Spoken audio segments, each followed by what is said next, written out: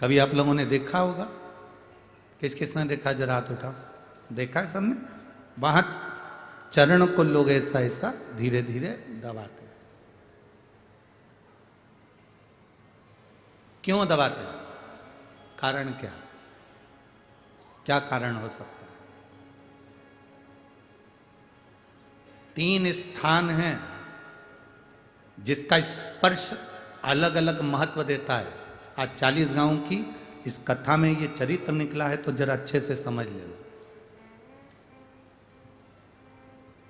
40 गांव की कथा प्रभु श्री राम शिव महापुराण की कथा जो चल रही है, अवध में राम जी विराजमान होने वाले हैं, उसकी प्रतिष्ठा उत्सव के अवसर पर उसको अच्छे से समझ। 3 जगह स्पर्श करने का फल क्या है? एक, जहां से जलाधारी से पानी बहता है, जो गणेश और कार्तिकेय का स्थान है, उधर हम दबाते हैं, स्पर्श करते हैं, एक वो स्थान। दूसरा, बीच में जो अशोक सुंदरी की जगह है, वहां स्पर्श करते हैं। और तीसरा, जो गोल जलाधारी का जो भाग गोल है, हम उसका स्पर्श करते हैं। ये 3 जगह अब उसको समझेंगे। 3 जगह स्पर्श का महत्व समझें।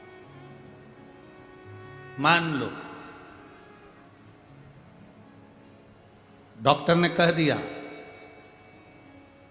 कि तुम्हारे गर्भ में जो बच्चा है उसके हृदय में छेद है, तुम्हारे गर्भ में जो बच्चा है इसकी धड़कन नहीं आई है, तुम्हारे गर्भ में जो बच्चा है वो मानसिक विकलांग लगता है, तुम्हारे गर्भ में जो बच्चा है, सोनोग्राफी करने के बाद में, अल्ट्रासाउंड करने के बाद में कोई डॉक्टर कहे कि तुम्हारा बच्चा ऐसा है, उस समय पर तुम्हें एक प्रतिक्रिया प्रारंभ करना चाहिए। शिव जी को जब जल चढ़ाने के लिए जाओ, जल चढ़ाने के बाद में जो ये चरण है जहां से पानी बहता है, वहां दोनों साइड बैठकर उस चरण को कम से कम 5 से 7 बार दबाना चाहिए। और दबाने के बाद उस हाथ का स्पर्श अपने उदर पर करना चाहिए और श्री शिवाय नमस्तुभ्यम या ओम नमः शिवाय या नमः शिवाय या महामृत्युंजय मंत्र का स्मरण कर लेना चाहिए।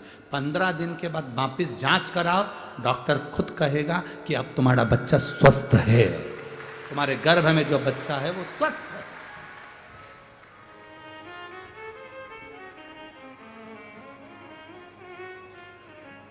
दूसरा स्पर्श, शिवलिंग, जलाधारी, दोनों चरण, बीच में अशोक सुंदरी। दूसरा स्पर्श है अशोक सुंदरी का। किसी लड़के की उम्र, किसी लड़की की उम्र 35 साल हो गई, 40 साल हो गई, 25 साल हो गई, 30 साल हो गई, विवाह का कोई योग नहीं बन रहा। ज्योतिष आचार्यों ने कहा मंगल है, शनि है, ये राहु है, केतु है, सब बोल दिया। आप अपना जल चढ़ाओ महादेव को। जो लड़का लड़की हैं वो जल चढ़ाएं, बेलपत्री का स्पर्श अशोक सुंदरी वाली जगह पर कर कर शिव जी को चढ़ाएं और 2 मिनट उस अशोक सुंदरी की जगह का स्पर्श कर कर अपने मन की बात श्री शिवाय नमस्तुभ्यम कहकर या पंचाक्षर या षडाक्षर मंत्र कहकर उस स्थान का स्पर्श कर कर बाबा से विनती करें। 3 से 4 महीने में संबंध जमेगा ही, ये निश्चित है। स्पर्श उस अशोक सुंदरी वाली जगह का होना चाहिए। स्पर्श। तीसरा स्थान, शिवलिंग का तीसरा स्थान है जलाधारी, पार्वती जी की कटी, पार्वती जी का हस्त कमल, गोल भाग।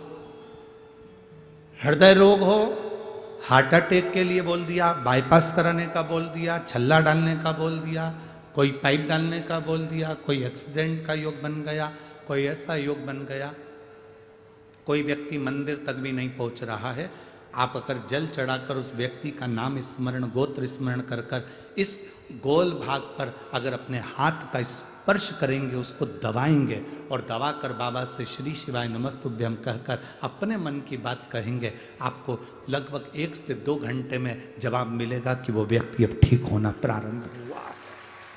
ये 3 स्थान हैं, 3 स्थान। देखो अलग अलग जगह होती है दबन। तुम सासू के पांव दबाओ और गला दबाओ, 2 में से जगह है, ठीक है। पांव दबाओगे तो क्या मिलेगा? बोलते जाओ। अलमारी की चाबी। गला दबाओगे तो क्या मिलेगा? अंतर है कि नहीं है? बोलो बोलो, जम के बाद बोलो। अंतर है ना? गला दबाने में, पांव दबाने में अंतर। पहले जो चेहरे पे लगाने का ट्यूब म्यूब आता था ना, तो ऐसे बड़े ढक्कन का आता था। ऐसा ढक्कन खोलो, उनमें से ऐसी उंगली डाल के ना पोंछ लो, ठीक है? और फिर वो ढक्कन को वापिस ऐसे लगा दो और अपनी सिंगारदानी पे रख दो। आज के ज़माने में जितने भी ट्यूब आते हैं ना, वो इतने लंबे रहते हैं और उनको नीचे से ऐसे दबा दो, दबाते से ट्यूब बाहर, आते से मुंडा पे पुत लो, ठीक है? अब सोचो, पहले का समय था कि इसमें उंगली डालकर फिर उसमें से क्रीम निकालकर लगाना पड़ा। आज का समय है नीचे से दबाओ, क्रीम बाहर। उसी तरह पांव सासू के दबाओ, चाबी बाहर।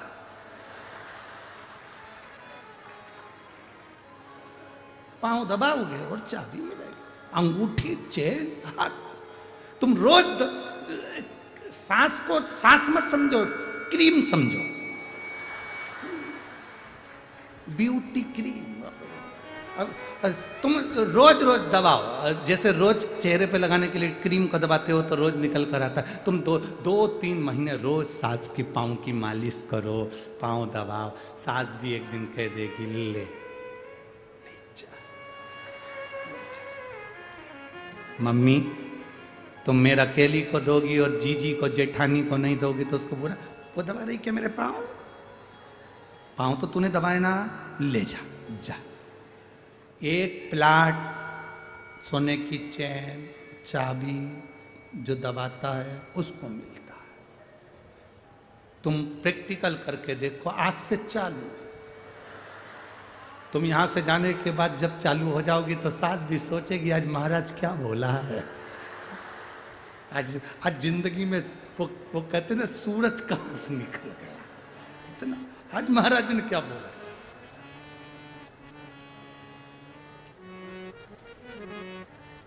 चरण नहीं छोड़ना, 2 के चरण हमेशा दबाना। एक सास के, एक स्वामी के, पति देवता, इनके भी चरण जरूर प्रणाम करना चाहिए। सास के भी चरणों को प्रणाम करना चाहिए। आप किसी गुरु जी के चरणों को भले प्रणाम मत करो, किसी संत साधु गुरुजन के चरण को भले मत छुओ, पर अपने पति के चरण को और सास के चरण को जरूर छुओ, जरूर। आप में से कितनी माताएं जो अपने पति को रोज प्रणाम करती है? हाथ उठाओ जरा। अरे भाई, अरे देखा देखी में उठा दो रही। हाँ रख लो। 1 2 3 4 5 6 7 8 9 10 11 12 13 13.5। हाँ रख लो रख लो रख लो रख लो। 13.5 इसलिए बोले कि 30 त्योहार पे पड़ती है। मकर संक्रांति आई तो पढ़ लिया, करवा चौथ आई तो पढ़ लिया, दिवाली आई तो पढ़ लिया, बाकी के समय में नहीं पढ़ती, वो पढ़ते। आप नहीं पढ़ते हो, बोल रहा।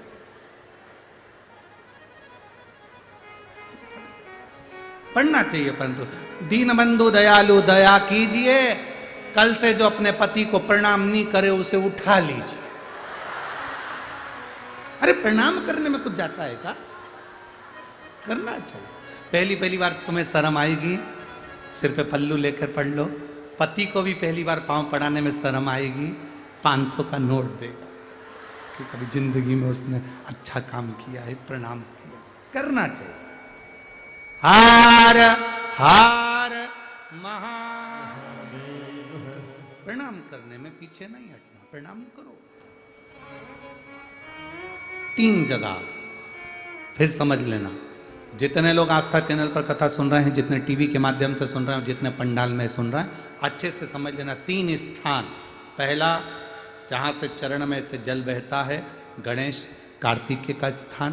दूसरा, अशोक सुंदरी का स्थान और तीसरा माता पार्वती जी का हस्त कमल। हम यहाँ तक कहेंगे कि अगर तुम्हारे शरीर में डॉक्टर ने कह दिया कि बाईपास कराना पड़ेगा या छल्ला डालना पड़ेगा, हम उससे भी कहेंगे कि अगर तुम प्रतिदिन शंकर जी के मंदिर में पैदल जल चढ़ाने जाओगे और यहाँ स्थान पर अगर तुम स्पर्श कर कर जल चढ़ाकर पीना प्रारंभ करोगे या बेलपत्र खाना प्रारंभ करोगे, आपको बाईपास कराने की जरूरत नहीं पड़ेगी, छल्ला डलवाने की जरूरत नहीं पड़ेगी। यहाँ तक शरीर काम करना प्रारंभ कर देगा।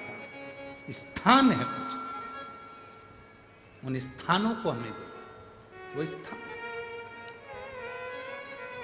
शिव कथा कह रही, भगवान शंकर का संवाद कर रहा। कहोद ऋषि ने अपनी धर्म पत्नी सुजाता को श्राप दे दिया कि तेरे गर्भ में जो बच्चा है वो विकलांग पैदा होगा। पर जो शिव ने सोचा, रोती हुई सुजाता हाथ में जल लेकर महादेव को समर्पित करती है और चरण पकड़ लेती है। चरण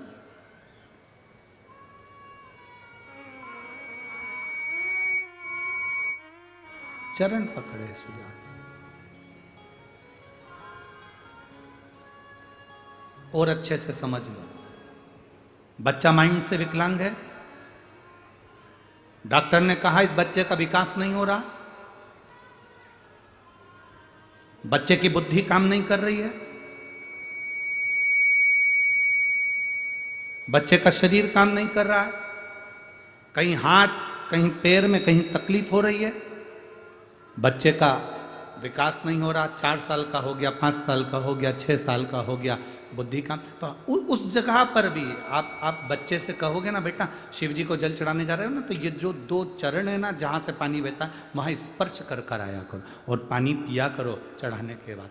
आप 15 दिन 20 दिन उस बच्चे से करवा कर देखो, कितना भी माइंड से हम यहाँ तक कहेंगे जिस बच्चे की कोई शरीर में विकास नहीं और बच्चा कहीं पड़ा रहता है, मुंह में से राल टपकती रहती है, उस बच्चे के लिए भी अगर ये प्रयोग करोगे तो 2 से 3 महीने में वो बच्चा अपने आप धीरे धीरे शरीर का विकास होना प्रारंभ हो जाएगा। वो स्थान ऐसा है,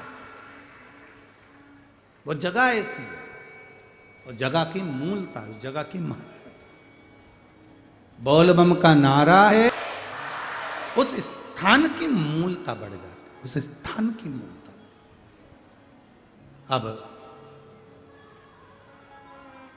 सुजाता रो रही है, शिव जी के चरण पकड़ लिए सुजाता, दबा रही है चरण। जल चढ़ाने के बाद जो चरण दबाया, रोती रोती कह रही है मेरे पति ने मुझे श्राप दिया है, तेरे गर्भ में जो बच्चा होगा वो विकलांग पैदा होगा, तेरे गर्भ में जो बच्चा है वो विकलांग होगा। मेरा